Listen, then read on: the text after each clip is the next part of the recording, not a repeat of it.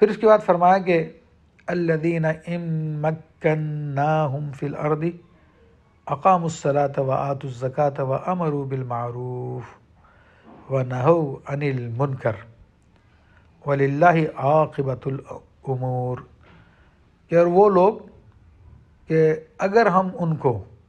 زمین میں حکومت عطا فرما دیں، زمین میں تمکین عطا فرما دیں، یعنی اگر مسلمانوں کو زمین پہ حکومت مل جائے تو ان کا کیا کام ہے، ان کی کیا ذمہ داری ہے، تو اس حوالے سے یہ بات بیان کی جا رہی ہے۔ اور خاص طور پر مفسرین نے کہا کہ اس میں اشارہ خلفاء راشدین کی طرف ہے کہ جب اللہ تبارک و تعالیٰ نے خلفاء راشدین کو اقتدار عطا فرمایا تو انہوں نے پھر اس آیت طیبہ پر عمل کیا۔ تو عام مسلمانوں کے لیے بھی اس میں یہی پیغام ہے کہ اگر اللہ تبارک و تعالیٰ تمہیں قدرت عطا فرما دے، طاقت عطا فرما دے، تو تمہیں کیا کام کرنا ہے، تو بتا دیا کہ ایک تو نماز کو قائم کرنا ہے، پھر زکوٰۃ ادا کرنی ہے، اور لوگوں کو نیکی کا حکم کرنا ہے اور برائی سے منع کرنا ہے۔ اگر یہ 4 کام مسلمان حکمران کر لیں تو اب انہیں کسی سے ڈرنے کی ضرورت نہیں ہے، کسی بارے میں فکر مند ہونے کی ضرورت نہیں ہے، ان پر اللہ تبارک و تعالیٰ کا خصوصی کرم ہوگا، اور دنیا کے سارے معاملات اللہ تبارک و تعالیٰ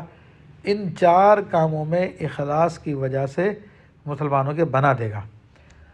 آپ سرکار دو عالم صلی اللہ علیہ وسلم کے زمانے میں جو مسلمانوں کی حکومت قائم کی گئی اس کو دیکھیے، اس کے بعد صحابہ کرام نے جو نظام چلایا، اور اس کے بعد کے مسلمان حکمرانوں نے جو چلایا، تو ان میں الحمدللہ ان 4 کاموں کی بڑی اہمیت تھی، اور مسلمان حکمران عام طور میں ان 4 کاموں کی طرف توجہ کرتے تھے، تو جس کی وجہ سے الحمدللہ مسلمانوں کو کئی سو سال تک دنیا پہ حکمرانی کا شرف ملا۔ اور ہندوستان میں مغلیہ سلطنت کو دیکھیں تو 700 سال تک مسلمانوں کی حکومت رہی، سلطنت عثمانیہ کو دیکھیں تو 700-800 سال کا زمانہ ان کا ہے، پھر سلطنت عباسیہ کو دیکھیں تو 900 سال کا قریب زمانہ ان کا ہے، اور اس سے پہلے بنو امیہ کا دیکھیں، یورپ کے اندر اسپین کو جو فتح کیا بنو امیہ نے کیا، اور وہاں پر انہوں نے پھر اس نظام کو قائم کیا، تو ایک عرصے تک ان کا نظام چلتا رہا۔ تو یہ 4 کام ایسے ہیں کہ اگر اس کی طرف توجہ کر لی جائے تو اللہ تبارک و تعالیٰ پھر دنیاوی اعتبار سے بھی مسلمانوں کو غلبہ عطا کر دیتا ہے۔ یعنی نماز کو قائم کرنا ہے، وہ 4 کام پھر میں ریپیٹ کر رہا ہوں، نماز کو قائم کرنا ہے، زکوٰۃ ادا کرنی ہے، اور پھر نیکی کا حکم کرنا اور برائی سے منع کرنا ہے۔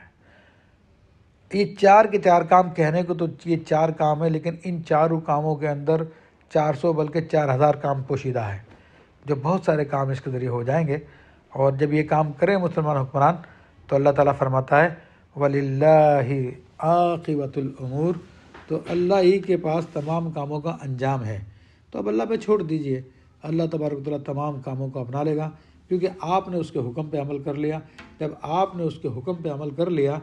آپ نے اس کے دین کی مدد کر لی، تو اللہ تبارک و تعالیٰ بالضرور تمہاری مدد کرے گا اور تمہیں غلبہ عطا فرمائے گا۔ فرمایا کہ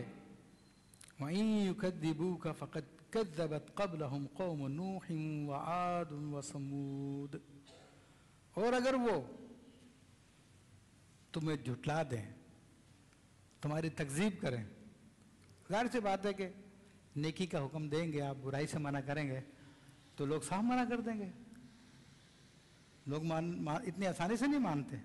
ارے جاؤ جاؤ اپنا کام کرو، یا دلیل دینا شروع کر دیں گے نہیں ہم صحیح ہیں،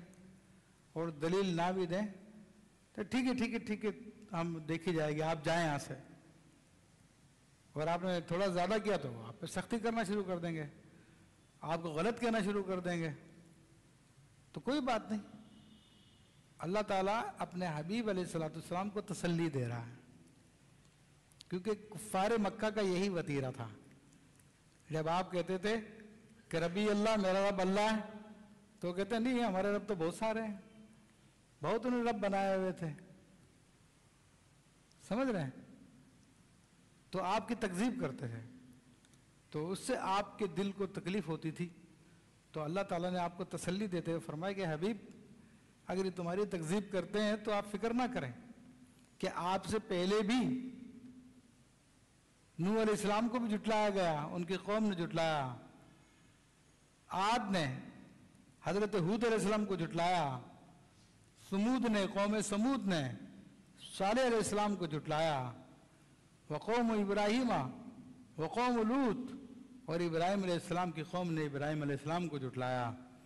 اور لوط علیہ السلام کی قوم نے سیدنا لوط علیہ السلام کو جھٹلایا۔